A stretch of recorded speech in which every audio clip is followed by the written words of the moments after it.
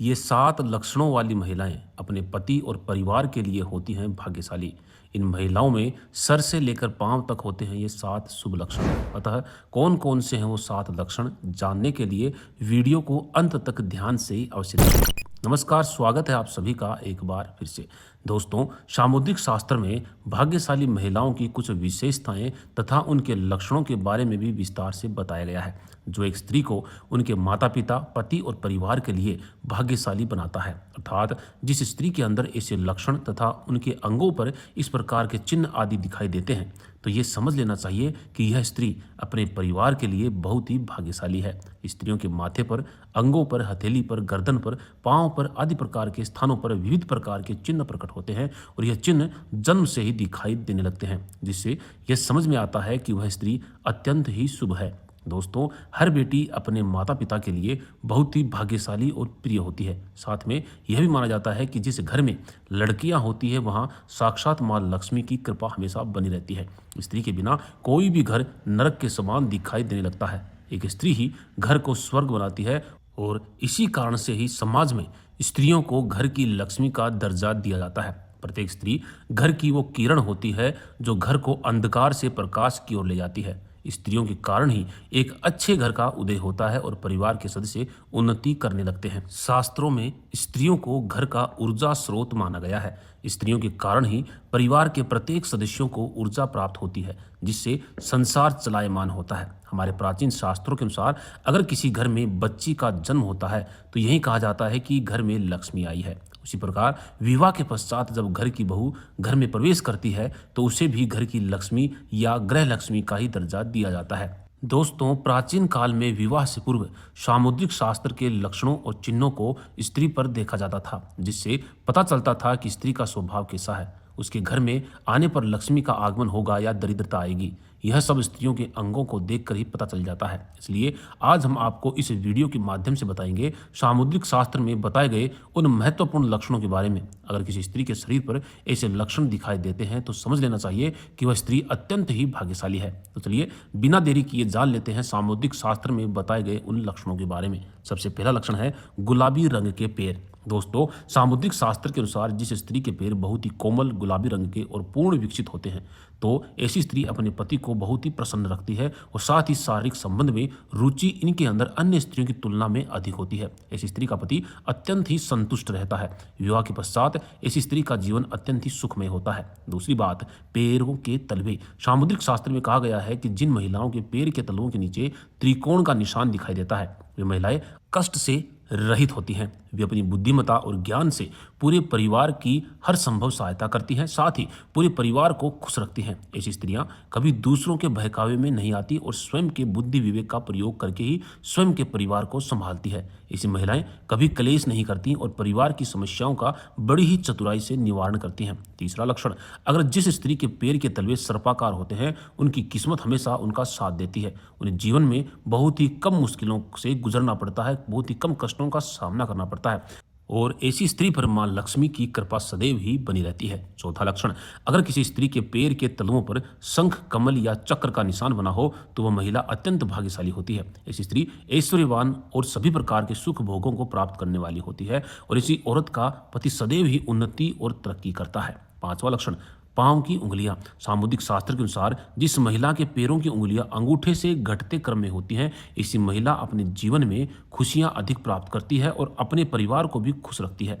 लेकिन जिस महिला के पैर की कनिष्ठा उंगली आकार में थोड़ी लंबी होती है तो ऐसी महिला को दरिद्रता का कारण माना गया है। चलते समय जिस महिला की कनिष्ठा उंगली अर्थात पैर की सबसे छोटी उंगली जमीन को स्पर्श नहीं करती है, ऐसी स्त्री को दुर्भाग्यशाली माना गया है। अर्थात इस स्त्री को जीवन में बहुत से कष्टों का सामना करना पड़ता है। साथ ही सामुद्रिक शास्त्र के अनुसार जिस स्त्री के पैर का अंगूठा अधिक लंबा होता है तो इस स्त्री को भी अपने जीवन में बार बार परेशानी उठानी पड़ती है। लेकिन जिस स्त्री का अंगूठा चौड़ा, गोल और लालिमा लिए होता है उसे भाग्यशाली माना गया है। अब बात करें पैरों की एड़ी के बारे में, तो अगर किसी स्त्री के पांव की एड़ियां कोमल और गोलाकार होती हैं तो ऐसी स्त्री आजीवन सुख सुविधाओं का लाभ उठाती है और उसका परिवार भी प्रसन्न रहता है। साथ ही अगर किसी महिला के पैरों की उंगलियां आपस में जुड़ी हुई है, जिनमें बिल्कुल भी गैप नजर नहीं आता, तो ऐसी महिलाएं धनी एवं कोमल स्वभाव की होती हैं। लेकिन जिन महिलाओं के पैर की उंगलियां छोटी हों और पैरों की नसें भी दिखाई देती हों तो ऐसी महिलाओं को अपने जीवन काल में बहुत ही ज़्यादा दुख भोगने पड़ते हैं। महिलाओं के चलने के कारण से भी पता चलता है कि वह कैसी है। अगर कोई महिला चलते समय अपने पैरों से धूल उड़ाती है या पैरों को जमीन पर घसीट के चलती है तो ऐसी स्त्री या महिला परिवार की बदनामी का कारण भी बन सकती है। और अगर कोई महिला पैरों को पटकते हुए चलती है तो ऐसी महिला क्रोधी स्वभाव की और परिवार का विनाश करने वाली होती है। लेकिन जो महिलाएं धीरे धीरे और सोच समझ के चलती हैं ऐसी महिलाएं बहुत ही समझदार और बुद्धिमान मानी गई हैं। साथ ही जिस महिला के पैर की मध्यमा उंगली अधिक लंबी होती है तो ऐसी महिला को बहुत ही ज़्यादा दुर्भाग्यशाली माना गया है। छठवां लक्षण, नाक के पास तिल का होना। सामुद्रिक शास्त्र के अनुसार अगर किसी महिला के नाक के पास तिल होता है तो समझ लेना चाहिए कि उस महिला पर किस्मत मेहरबान होती है। और साथ ही जिन स्त्रियों की नाभि के आसपास या ठीक नाभि के नीचे कोई तिल या मस्सा होता है तो ऐसी स्त्री हमेशा परिवार के लिए बहुत ही भाग्यशाली मानी गई है। और साथ ही परिवार के लोगों का जीवन भी सुख और संपन्नता से व्यतीत होता है। साथ ही जिन महिलाओं के शरीर के बाएं हिस्से पर अधिक तिल या मस्से होते हैं तो सामुद्रिक शास्त्र में ऐसी महिलाओं को सबसे अधिक भाग्यशाली माना गया है। बल्कि शरीर के दाईं ओर अधिक तिल के निशान बने हों तो ऐसी स्त्री को जीवन में अधिक दुख भोगने पड़ते हैं। अब यदि किसी स्त्री के माथे पर बीचों बीच तिल का निशान होता है तो उसका विवाह अत्यंत धनी और संपन्न परिवार में होता है।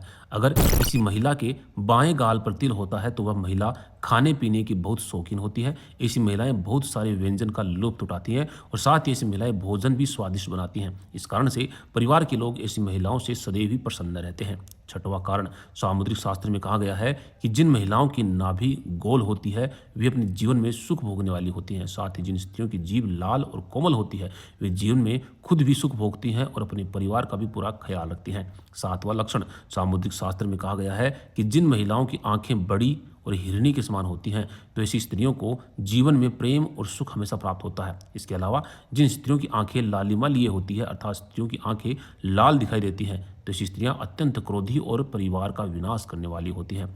आठवां लक्षण, अब बात करें दांतों की तो लंबे दांतों वाली महिलाओं को जीवन में धन से जुड़ी समस्याओं का सामना करना पड़ता है। लेकिन जिन महिलाओं के पूरे 32 दांत समान आकार के स्वस्थ और सुंदर होते हैं तो ऐसी महिलाओं को अपने जीवन काल में अधिक समस्याओं का सामना नहीं करना पड़ता। जिन महिलाओं के दांत टेढ़े मेढ़े होते हैं तो ऐसी महिलाओं को अपने जीवन काल में बहुत अधिक दुखों का सामना करना पड़ता है। लेकिन अगर किसी महिला के दांत के ऊपर दांत निकल आता है तो ऐसी महिला अपने जीवन में अपने पति के लिए बहुत ही शुभ मानी गई है। अगर किसी महिला के नाखून गुलाबी रंग के और सुंदर होते हैं तो ऐसी महिला चरित्रवान होती है। साथ ही कटे फटे गंदे और खुरदरे नाखूनों वाली महिलाएं अपने परिवार और पति को खुश नहीं रख पाती। जिन महिलाओं की आंखें पीली और डरावनी लगती हैं ऐसी स्त्री को चरित्रहीन कहा गया है। और जिस स्त्री की गर्दन अधिक लंबी होती है तो ऐसी स्त्री पूरे वंश का विनाश करने वाली तथा चरित्रहीन मानी गई है। जिस स्त्री का माथा अधिक चौड़ा होता है ऐसी स्त्रियां अपने पति और परिवार के लिए अशुभ मानी गई हैं। साथ ही ऐसी स्त्री परिवार में कलेश का कारण भी बनती है। नौवां लक्षण, दोस्तों सामुद्रिक शास्त्र के अनुसार जिस स्त्री का मुख अपने पिता के समान होता है अर्थात अपने पिता के समान मुख वाली स्त्री सभी के लिए भाग्यशाली मानी गई है। अगर ऐसी स्त्री को मौका दिया जाए तो वह अपने जीवन में बहुत अधिक कामयाब बन सकती है। लेकिन माता के समान मुख वाली अधिकतर स्त्रियां क्रोधी, कपटी, लालची और परिवार को तोड़ने वाली कही जाती हैं। इसलिए विवाह करते समय हमेशा ही इन बातों का ध्यान रखना चाहिए।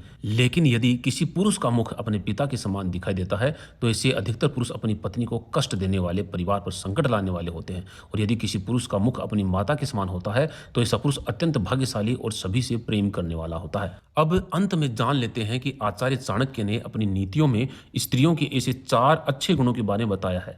अगर किसी स्त्री में ये 4 गुण हो तो ऐसी स्त्री समाज और परिवार के कल्याण के लिए सर्वोत्तम मानी गई है। महिलाओं के इन 4 गुणों में से सबसे पहला गुण है संतोष। आचार्य चाणक्य कहते हैं कि जो स्त्री अपने पति की कमाई से संतुष्ट रहती है और नई नई चीजों की मांग नहीं करती तो वह स्त्री अपने पति के साथ सुखपूर्वक जिंदगी व्यतीत करती है। और इसके विपरीत असंतुष्ट स्त्री चरित्रहीन हो सकती है। ऐसी स्त्री पैसे के लालच में अपने पति को भी धोखा दे सकती है। दूसरा गुण है धैर्यवान। आचार्य चाणक्य के अनुसार एक स्त्री का धैर्यवान होना अत्यंत आवश्यक होता है। जो स्त्री पति के दुख के समय में उसे छोड़कर नहीं जाती है तो ऐसी स्त्री धैर्यवान होती है और ऐसी स्त्री से विवाह करना सर्वोत्तम माना गया है। तीसरा लक्षण है धन का संचय करने वाली। जो स्त्री अनावश्यक वस्तुओं पर पैसे बर्बाद नहीं करती है तो ऐसी स्त्री को शुभ माना गया है। चौथा लक्षण है मीठी वाणी। आचार्य चाणक्य कहते हैं अगर पत्नी की वाणी मीठी हो तो उसका पति संसार का सबसे सुखी पुरुष होता है।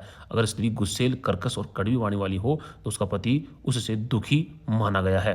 तो दोस्तों, इस प्रकार से हमारे सामुद्रिक शास्त्र में भाग्यशाली स्त्रियों के बारे में बताया गया है। जानकारी कैसी लगी कमेंट के माध्यम से अवश्य बताइएगा। जय श्री कृष्णा, धन्यवाद।